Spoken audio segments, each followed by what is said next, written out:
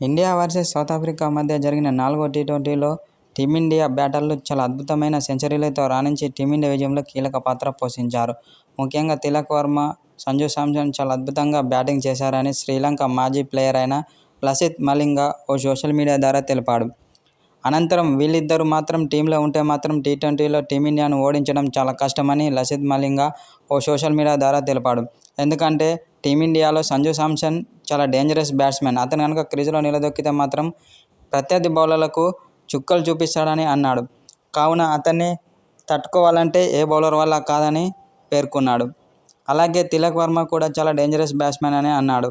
అతను కనుక క్రీజులో ఉంటే మాత్రం సిక్సర్ల వర్షం కురిపిస్తాడు. మొన్న జరిగిన మ్యాచ్లో ఏకంగా 10 సిక్స్లు కొట్టి టీమిండియా అభిమానులను అలరించాడని లసిత్ మలింగ పేర్కొన్నాడు.